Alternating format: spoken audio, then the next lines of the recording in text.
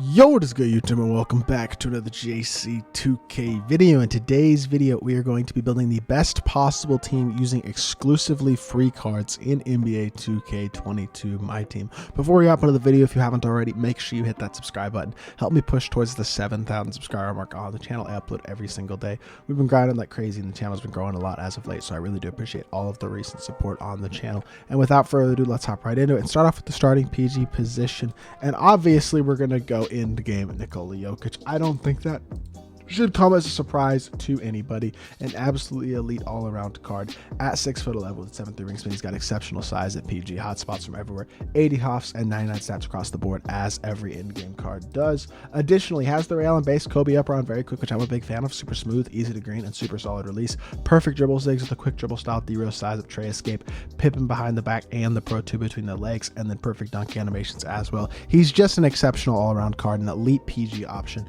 and a really, really good card. No matter how you spin it, can play it, can do everything on the court at a super high level. At the 2, we're going with Invincible Devin Booker, another amazing free card who came out as a locked code like a week and a half ago. 6'6" with a 6'6" wingspan. He doesn't have great length, but he does have hot spots from everywhere. 65 hops, include every single shooting and playmaking badge in the game. Also really, really good defensive and finishing badges. I would recommend adding Brick Wall and Rim Protector to him, but otherwise he's amazing. Stats and badges are also incredible. I mean, his stats are all 99 basically. And then his jumper is one of the best jumpers in the game. Jump shot 4 release, 116 up around very quick. For whatever reason, this jump shot is uncontestable, which is amazing and helps make Book even better. He's got one of the most uncontestable releases in the game, which means everything you shoot with him is going to be a lightly at worst. Quick dribble style with the D-Book size up, pipping behind the back is really good. The Pro size up escape isn't very great, I will say, but with an uncontestable release, it really matters a lot less. And he has quick drops off 1 as well, which is the best safe dunk in the game. So the uncontestability of his release really takes this card to the next level and makes him an elite option at the starting 2.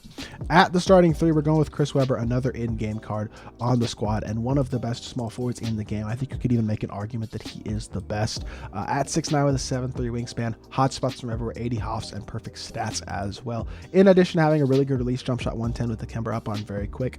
I think he's probably the second best small forward in the game, but you could definitely make the argument he's the best. This is an elite release. Reminds me a lot of Derrick Rose's release, but a little bit faster, maybe even a little smoother as well. Quick dribble style, D-Rose size up, tray escape, Pro 2 between the legs, Pro 3 behind the back with perfect dunk animations as well. He's just got elite animations and obviously perfect stats and badges all the way around, and is an exceptional option at the 3.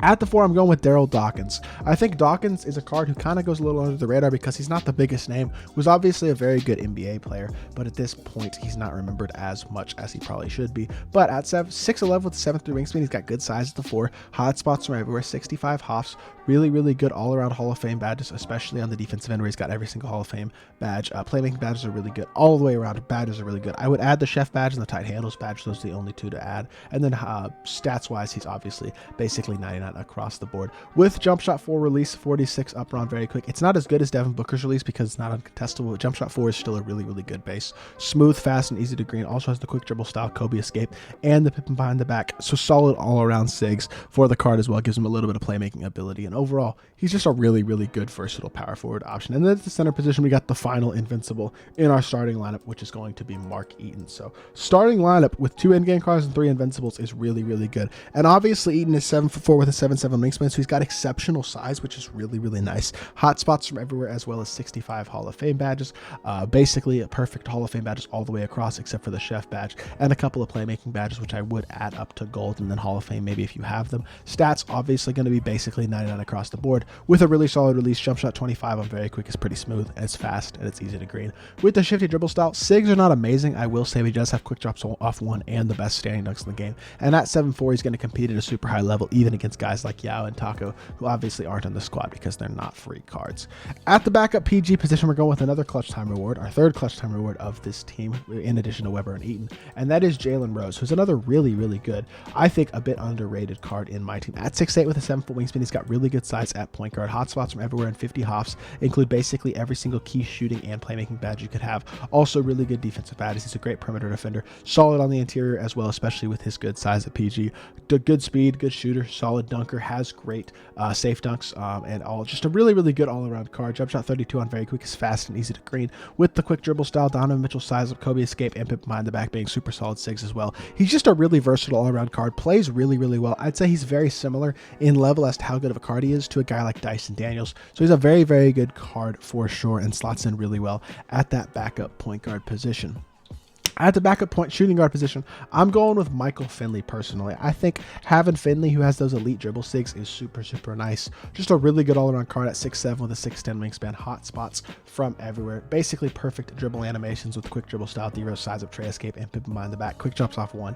It's the best safe dunk in the game, obviously. And then the John Wall release 49 upper on very quick, is smooth, fast, and easy to green. Not uncontestable by any means, but a very good release nonetheless. Statistically and badge-wise, also really good all the way around. I would potentially consider adding maybe rise up to him, but honestly, badge wise, he comes really complete. Super solid perimeter defender and not bad on the interior either, but a great playmaker and shooter especially, as well as a great slasher who also has the best safe dunk in the game, and statistically is honestly close to an invincible in most important statistical category.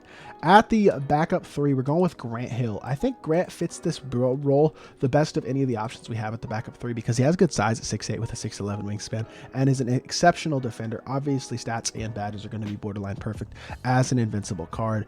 Doesn't have half tight handles, but that's the only key off badge that I would say he's even missing. Sigs are also amazing. Quick dribble style, Kyrie size up, tray escape, pip and behind the back of the exact same sigs that MJ has. And he has quick drops off one, which is that best safe dunk in the game. Jump shot 1 on very quick is the one kind of flaw I'd say on this card. It's not bad per se, but it's not an elite release at this point in the year because it's not crazy fast, but it is still very smooth and easy to green and not slow by any means. Really good card again at that backup 3.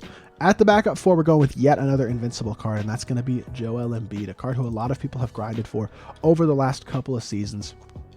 At 7 foot with a 7'5" wingspan, hot spots from everywhere, 65 hops, a jumper that is really good, jump shot 47, same basis guys like Taco and Thon Maker. Quick dribble style, the rest of his sigs aren't great, which is kind of annoying, but stats and badges are obviously elite as an in-game card across the board. And honestly, when you look at his badges, the only key badge you could say he's missing on Hall of Fame would be that tight handles badge, which you can add from the token market if you want to.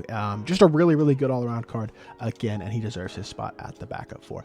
And I'm actually realizing right now, I forgot one card, so I'm going to throw them in the lineup right now, and that is going to be in-game James Harden, who I actually think should be starting at the 2 over Devin Booker, in my personal opinion, although you could definitely debate between these two. And I know I forgot to put him in earlier, but I remembered now, so we got to make sure he finds his spot at the team. He's definitely better than Finley, although Finley's a really good card as well. At 6'5" with a 6'10" wingspan, he doesn't have exceptional height, but he has good length. Hot spots from everywhere. Obviously, as an in-game, has every single Hall of Fame badge and every stat on 99. Steph Curry base, a solid upper on very quick, in addition to perfect dribble sigs and perfect dunk animations. There's just nothing bad to say about this James Harden card except for maybe kind of his size, but even that is not really a problem, and he's an elite end game option. And then at the backup center position, we got a card who's been around for a while and been really good for a while, and that is Manute Bol. Manute's best attribute obviously is his height at 7'7" with an 8'5" wingspan, which gives him the size to compete on the interior against guys like Taco and Yao. The problem with this card, the only problem I see with this card, is the fact that he's going to be missing a lot of badges. Doesn't have limitless takeoff, posterizer, deadeye, blinders, chef, quick first step, and he does have quick first step, but he doesn't have handles for days, glue hands, unpluckable, ball stripper, chase down artist. You got to add a lot of those badges to him, but that is all right. He's a really elite interior defender, especially with his size, and not a bad perimeter defender either, even though his stats aren't amazing because his length makes up for it. He doesn't have incredible speed, which is kind of annoying, but he is a solid shooter as well, especially if you add a couple of those gold shooting badges to him, or maybe get them upgraded to Hall of Fame. And obviously his size is so valuable in helping him to compete against guys like Yao and Taco at that center position.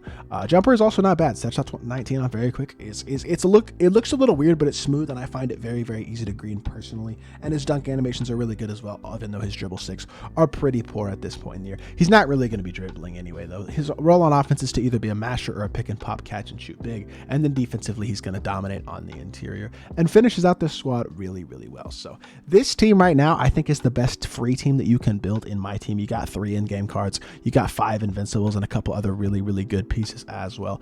Really good team. I would feel very confident using the squad unlimited to go 12-0, get Grant Hill, things like that, or just play whatever mode. You're going to win a lot more games than you lose using a team like this, especially if you are a capable player. So really good squad for sure, and hopefully this video is interesting and does help y'all out. If so, make sure you hit that like button, leave a comment, and subscribe. I'll be back with more 2K content very soon, and I appreciate y'all. Peace.